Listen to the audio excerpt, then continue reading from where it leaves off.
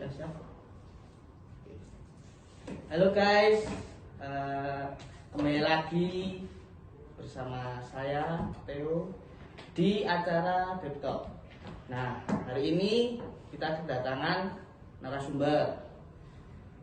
Pilih diperkenalkan, Mas. Oke ya. Mungkin. Halo teman-teman mahasiswa semua, perkenalkan nama saya Kurnianto Surya Putra, biasa dipanggil Surya. Saya adalah Ketua Badan Eksekutif Mahasiswa Fakultas Bisnis 2021. Salam kenal semuanya. Nah, itu tadi guys, namanya Surya, Ketua BEM FB KDW. Nah, mungkin dari Mas Surya sendiri nih, ada nggak sih suka dukanya gitu di jadi seorang ketua BEM FB gitu? Mungkin bisa diceritakan. Oke, untuk suka dukanya pasti banyak ya, pasti banyak cerita di balik setiap kegiatan yang kita laksanakan, baik dari program kerja maupun dinamika-dinamika yang ada di dalam organisasi begitu. Artinya suka dan dukanya itu kita ambil yang positifnya saja. Suka dukanya itu ada bagaimana kita ya, contohnya kayak perjuangan kita kayak memperjuangkan sponsor, kita membuat P3DK yang harus dikejar dengan waktu. Nah, itu adalah salah satu contoh di dalamnya bagaimana kita harus benar-benar effort atau memberikan trigger-trigger yang baik di dalamnya, dan untuk kita mencapai itu sehingga dukanya itu kita ganti menjadi suka begitu. Oh begitu. Jadi banyak ya suka dukanya di apa? Tentu. Ke ketua BEM itu banyak. Iya. Oke. Kemudian nih, kalau menurut Surya sendiri, kalau seorang pemimpin yang berintegritas itu gimana sih? Pemimpin yang berintegritas itu adalah pemimpin yang tidak hanya, menurut saya, tidak hanya bertanggung jawab ya, tetapi dalam integritas itu mencakup semua aspek. Artinya dari aspek integritas yang ada adalah ada bertanggung jawab, profesionalisme, dan juga aspek-aspek lainnya, di mana kita bisa mempraktekkannya secara kehidupan kita berorganisasi ataupun di dalam kepanitiaan lepas begitu. Integritas itu benar-benar diterapkan. Intinya integritas itu bukan hanya sekedar omong kosong, tapi benar-benar kita praktekkan di lapangan begitu. Gitu. Jadi kita harus meningkatkan integritas itu ya. Betul sekali. Kemudian kalau seumpamanya nih ada ketua, ketua itu dia itu ya bertanggung jawab gitu, tapi integritasnya itu kurang. Itu gimana menurut pandangan Surya sendiri? Dia artinya bertanggung jawab itu kalau pandangan saya, dia hanya bertanggung jawab artinya, oh iya saya sebagai ketua, saya tidak memikirkan bahwa oh saya punya anak teman-teman yang lain harus didengarkan. Artinya sikap profesionalisme ini itu kurang, sikap mendengarkannya dari pendapat mahasiswa itu kurang. Artinya pemimpin seperti itu tuh dia hanya memikirkan arogansinya saja, hanya memikirkan apa yang dia pikir itu pasti sudah benar, tidak mau mendengarkan pendapat-pendapat orang lain. Artinya dia hanya berpikir oh saya sudah jadi ketua, tanggung jawab saya sebagai ketua, tapi dia tidak memikirkan definisi dari tanggung jawab ketua itu seperti apa. Artinya ada profesionalisme, ada mendengarkan pendapat dari anggota-anggota begitu, sehingga integritas itu juga tidak hanya sekedar omong kosong, tapi benar-benar dipraktekkan. Itu menurut saya contoh ketua yang baik. Tapi kalau ketua yang ada pemimpin yang hanya tanggung jawab tapi tidak profesional dan tidak mendengarkan suara-suara yang ada di belakangnya dan mengambil keputusan sendiri, saya rasa itu bukanlah contoh ketua atau pemimpin yang bertanggung jawab dan juga berintegritas. Oke. Berarti Anda sudah ya mempunyai pengalaman lah sebagai ketua gitu. Ya sedikit-sedikit lah. Tentang berintegritas, tanggung jawab, profesional gitu. Jadi intinya kita harus profesional dan harus melakukannya gitu teman-teman, ya kan? Betul. Gitu. Nah kemudian nih, seumpamanya ini kalau Anda memiliki kuliah juga kan gitu kan, kuliah. Nah bagaimana sih cara Anda mengatur antara kuliah dan berorganisasi, mengatur waktunya mungkin, mengatur kegiatannya mungkin gitu. Oke, untuk mengatur waktu organisasi dan kuliah mungkin sering saya sampaikan di pertemuan dengan LKLK bahkan dengan mahasiswa lainnya adalah kita harus bisa melihat prioritas kita. Artinya di dalam organisasi dan di dalam kuliah atau studi kita harus melihat prioritas mana yang harus didahulukan. Artinya contoh, kalau misalnya ada tugas yang diberikan oleh dosen, kemudian ada tugas organisasi, misalnya bertabrakan, maka prioritas mana yang harus kita lihat? Maka yang tentunya di dalam organisasi kita tidak cuma satu orang kan, Ya. masih banyak loh teman-teman lain, khususnya divisi. Ya. Kemudian di BPH juga, di BPH bukan hanya ketua, ada wakil, sekretaris, dan bendahara. Nah itu kita bisa artinya memberikan kesempatan kepada mereka untuk menggantikan kita juga di dalam organisasi. Dan juga yang saya sampaikan sering adalah prioritas, artinya kalau kamu punya sesuatu tugas, kerjakan terlebih dahulu sehingga tugas itu nanti bisa dikendalikan dan tidak menumpuk dan tidak menjadi hal yang kurang bagus untuk manajemen waktu kamu antara kuliah dan organisasi. Artinya kamu harus bisa memprioritaskan mana yang lebih dahulu dikerjakan, begitu. Oh begitu. Tuh guys, jadi bisa dicontoh tuh. Ya, begitu. Nah terus ini mungkin teman-teman masih ada agak yang bingung tentang profesionalisme itu. Mungkin gimana sih kalau ketua itu hanya cuma bisa kayak seumpamanya dia mengasih contoh, tapi dalam artian tidak mau bergerak gitu, atau mungkin bergeraknya cuma sedikit gitulah. Tapi banyak ngomongnya. Iya, tapi banyak ngomongnya. Mungkin bisa dijelaskan mungkin gimana solusinya gitu ya. Tentunya dalam artian banyak ngomong ini artinya dia tidak memberikan solusi, dia cuma merintah aja. Iya.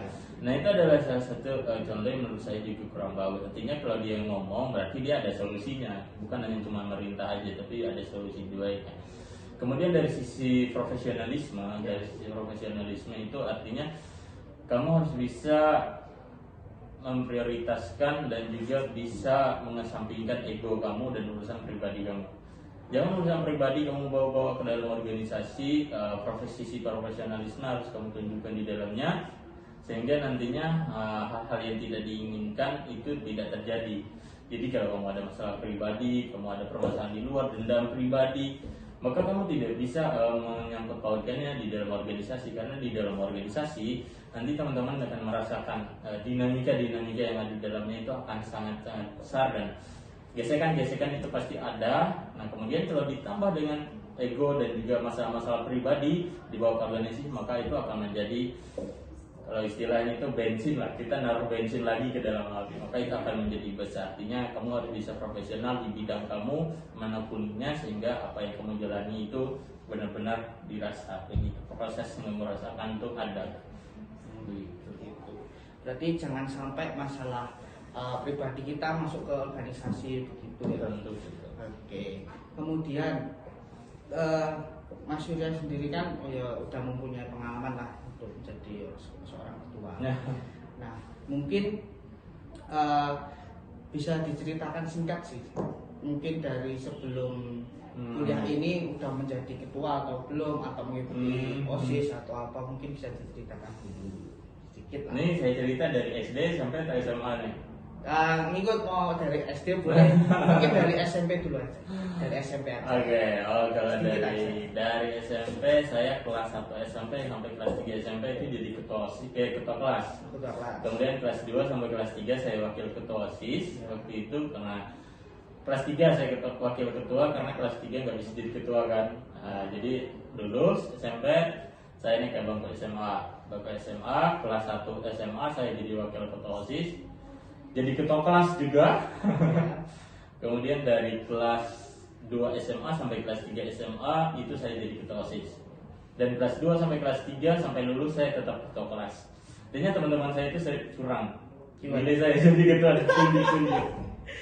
Nah itu pengalaman saya memang dari situ, dan mulai dari ketua wakil ketua OSIS, ketua kelas, kemudian jadi ketua OSIS, hingga masuk ke bangku kuliah. Pertama saya awalnya ini ya teman-teman, saya ceritakan awalnya saya ikut magang HMPSM. Magang HMPSM kan ada pendaftaran. Ya. Saya dengan sombong lah atau dengan arogannya merasa saya menjadi OSIS nih. Ya. Tapi ternyata loh kok nama saya nggak ada ya di list ini. Nah di situ loh kok saya nggak keterima. Jadi ya saya memperbaiki diri. Artinya di dalam kamu berorganisasi, kamu tidak bisa arogan, kamu tidak bisa menyombongkan apa yang telah kamu track record kamu itu tidak akan dilihat begitu sebelumnya. Jadi kamu harus memulai awal yang baru, menciptakan suasana yang baru, menciptakan kesan-kesan yang baru begitu. Nah, habis itu masuklah saya di MPSM pendaftaran periode terbaru. Nah, puji Tuhan itu keterima jadi salah satu anggota di divisinya. Kemudian di tahun yang sama saya juga menjadi koordinator humas di Ikatan Mahasiswa Kalimantan begitu. Mungkin itu adalah beberapa organisasi yang kemudian setelah selesai dari MPSM dan IMKA saya lanjut di BEM gitu yang sekarang menjadi ketua. Ya puji Tuhan lagi dipercayakan oleh teman-teman mahasiswa menjadi ketua di Badan Eksekutif Mahasiswa Fakultas Bisnis Universitas Kristen Wacana. Tuh teman-teman, tuh di situ ada tipsnya juga loh teman-teman. Jadi bisa dicontoh lah gitu. Kemudian nih untuk Mas Surya sendiri,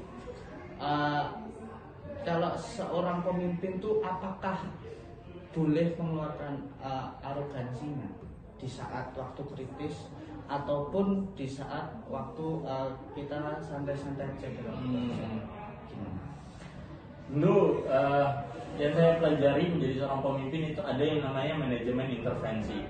Manajemen intervensi itu apa? Manajemen intervensi itu bukan berarti kamu harus menekannya, bukan berarti secara arogansi kamu semena-mena begitu, tidak. Jadi manajemen intervensi itu adalah salah satu manajemen dari seorang pemimpin agar tujuan yang kamu tercapai itu sedikit memiliki effort, sedikit memiliki triggernya, agar intervensi ini bisa benar-benar masuk dengan ya mungkin sedikit arogansi tetapi bisa diatur gitu, diolah sesuai porsinya. Yang saya pelajari begitu sehingga nanti di sisi manajemen intervensi ini bisa membantu kamu dalam mengikuti. Tentu perlu itu, tetapi kalau berlebihan maka akan sangat berdampak negatif. Artinya kamu sebagai pemimpin itu harus bijaksana, harus baik mendengarkan, jangan secara arogansi kamu mengklaim bahwa kamu yang terbaik, apa yang kamu buat putuskan itu yang terbaik gitu. Itu menurut saya juga pemikiran yang salah. Artinya manajemen intervensi kamu harus benar-benar diatur dan diolah dengan baik. Oke, itu guys, jadi begitu. Nah terus ini Mas Surya, kan di dalam berorganisasi itu kan pasti ada yang memberi ide lah, ada yang memberi pendapat juga, tapi kan pasti beda-beda juga kan gitu. Nah seumpamanya nih pemimpin ini tidak maksudnya dalam artian tidak menyukai pendapatnya anggotanya gitu ya.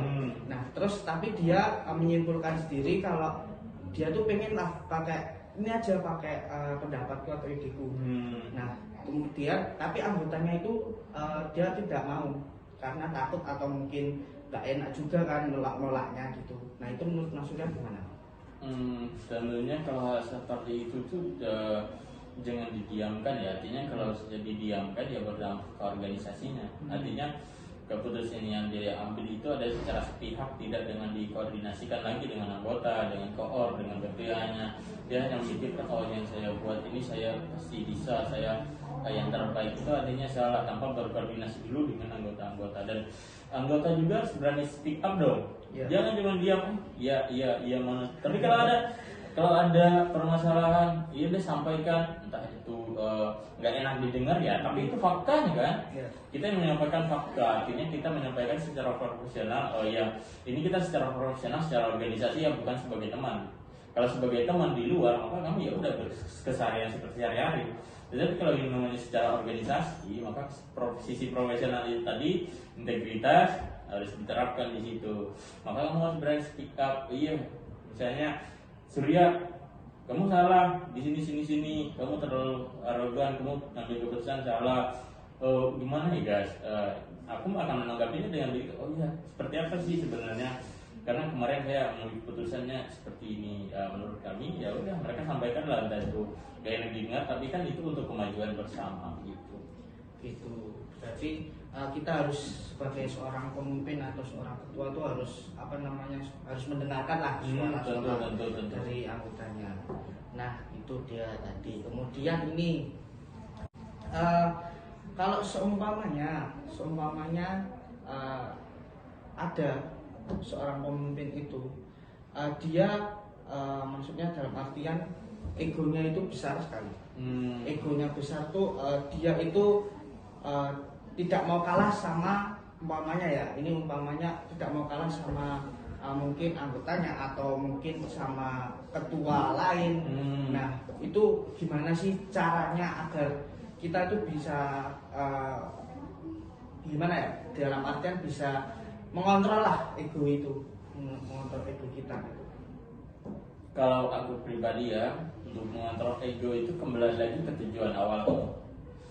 Kamu tujuan awal berorganisasi itu apa? Tujuan awal kamu ikut di dalam ini, berkecimpung di dunia organisasi itu apa? Yang pertama pasti kamu ingin menambah relasi dan pengalaman kan? Ya. Kemudian kamu ingin membawa fakultas, membawa nama fakultas, organisasi yang kamu pimpin, entah itu LK atau OK, itu pasti kan? Ya. Nah kemudian dari situlah kita harus mikir, oh iya saya pertama saya cari pengalaman di sini, kemudian saya cari hal-hal yang berrelasi, dan kemudian saya ingin membawa organisasi yang saya pimpin ini menjadi lebih baik. Nah kalau egonya masih tinggi, berarti kamu organisasi cuma cari nama dong. Berarti kamu di organisasi itu cuma ya memanfaatkan organisasi untuk kamu cari nama supaya jadi terkenal selebgram kampus. Nah itu yang sering saya sampaikan kepada anggota saya juga, bahwa mindset kamu di dalam organisasi itu harus diubah. Artinya organisasi dan juga diri kamu tujuannya apa. Jangan kamu buat organisasi itu mindsetnya bahwa saya ingin terkenal, saya ingin menjadi orang yang dikenal oleh banyak mahasiswa, selebgram kampus lah, intinya seperti itu. Jadi kamu harus bisa mengontrol itu sehingga tidak, kalau kata-katanya star syndrome ya, star syndrome, sehingga kamu besar kepala. Ini kayak kamu harus bisa mengatur itulah, sehingga kamu tujuan organisasi itu bisa sesuai rencana-rencananya,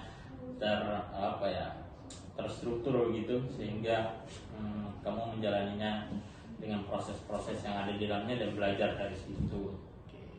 Itu tadi.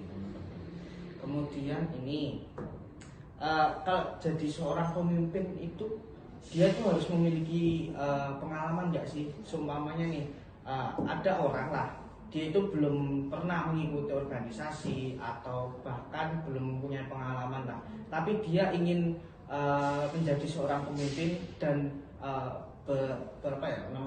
pengen banget lah memiliki pemimpin, tapi dia juga udah tahu lah umpamanya punya temen dia mengikuti organisasi. Nah dia udah mulai belajar dari situ, tapi dia belum mengikuti organisasi. Mungkin gimana sih menurut Mas Surya sendiri? Hal seperti itu tentunya tidak salah ya, tidak salah. Kenapa? Karena tidak ada aturan yang membuat itu tidak boleh kan. Tetapi dari sisi pengalaman, apakah bisa karena tidak ada pengalaman? Tapi tentunya ya saya mengutip apa yang disampaikan oleh salah satu motivator hebat lah, ini Jack Ma. Dia mengatakan follow somebody, ikuti orang dulu.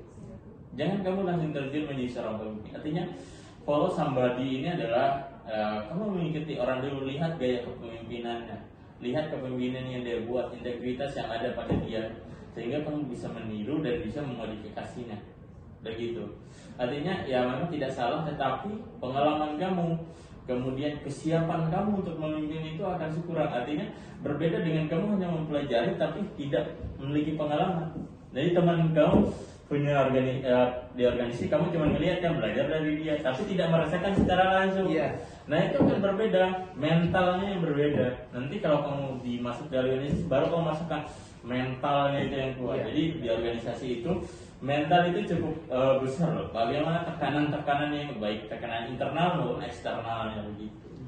Jadi menurut saya tidak salah, tetapi alangkah bagusnya kamu harus bisa mempunyai pengalaman yang mumpuni, harus bisa memiliki pengalaman-pengalaman yang baik di dalam berorganisasi dan juga organisasi-organisasi kampus yang ada di UKDW ini maupun di luar UKDW begitu, sehingga karakter dan sifat teman-teman itu bisa dibentuk dan mengetahui, oh organisasi itu seperti ini, nanti kedepannya seperti apa yang saya bawa, sifat dan karakternya itu yang bisa membuat kamu menjadi grow up. Oke, berarti kita harus meningkatkan karakter lah mungkin. Betul. Nah mungkin nih bolehlah kasih tips gitu dari Mas Surya. Menurut dari Mas Surya sendiri, di dalam band sendiri itu Mas Surya itu membangun karakter teman-teman itu gimana sih? Gitu. Cara saya membangun karakter dengan teman-teman itu adalah saya tidak ingin ada jarak di antara mereka. Saya terus berusaha mendekati mereka, artinya sebagai teman lah bagi mereka, tidak sebagai ketua. Sehingga nanti mereka itu akan mempunyai karakter, oh iya ini adalah teman saya, artinya ya secara profesional memang dia ketua, tetapi saya mencoba mendekatkan diri adalah sebagai teman-teman curhat mereka bisa. Kemudian saya bercanda-bercanda dengan mereka, bagaimana membangun karakter sifat mereka, yang mungkin membangun sifat yang loyal, membangun sifat yang bisa memotivasi mereka begitu. Sehingga saya juga sebagai seorang pemimpin itu ya dikatakan tadi tidak arogan lah, tidak semau saya sendiri, tidak otoriter, diktator. Saya juga tahu bahwa di dalam diri saya itu masih banyak kekurangan, masih banyak hal yang perlu diperbaiki, tapi saya berusaha memberikan yang terbaik ke dalamnya kepada mahasiswa agar menjadi contoh. Artinya saya mulai dari diri saya sendiri, memberikan contoh kepada teman-teman yang ada di organisasi untuk tidak hanya mengkosong belakang gitu. Oke. Mungkin ini pertanyaan terakhir ya Mas Surya. Mungkin ini bisa lah kasih masukan atau kasih apa namanya itu motivasi lah buat teman-teman. Motivasi. Buat teman-teman nih yang masih takut atau masih ragu untuk berorganisasi gitu. Mungkin bisa dikasih saran, mungkin kasih tips gitu. Teman-teman, organisasi itu pasti banyak suka dukanya, pasti melelahkan, pasti memberikan kamu effort atau trigger yang lebih lagi di dalam berorganisasi. Tetapi di dalam organisasi itu akan membantu kamu mencapai kepuasan diri. Artinya kamu bisa belajar banyak dari organisasi, bisa belajar banyak dari situ, mulai dari soft skill, hard skill, manajemen diri, manajemen waktu, dan masih banyak lagi. Menurut saya organisasi itu sangat penting. Jadi teman-teman tidak perlu takut untuk berorganisasi, karena contohnya banyak alumni kita yang cerita ya. Saya juga banyak mendengar cerita bahwa organisasi itu penting di dalam dunia kerja. Artinya kamu sudah punya skill atau modal awal. Begitu. Jadi di dalam organisasi kamu bisa belajar banyak hal dari situ. Soft skill tadi yang saya sampaikan, kemudian public speaking itu sangat bisa kamu pelajari di dalam organisasi, mengatur waktu dan lain sebagainya. Organisasi itu tidak menakutkan, mereka bukan hal yang perlu ditakuti, tetapi adalah hal yang bisa kamu pelajari dan bisa kamu kembangkan untuk diri kamu sendiri di masa yang akan datang untuk persiapan terjun ke masyarakat begitu. Jadi jangan takut untuk berorganisasi, kita juga harus belajar juga dalam berorganisasi gitu. Kayak Kak Theo ini loh. Aduh. Kak Theo ini kan idola kamu gitu. Gitu. Oke. Terima kasih Mas Iya, sama-sama. atas waktunya. Mohon maaf jika ada kesalahan atau kekurangan dari kami.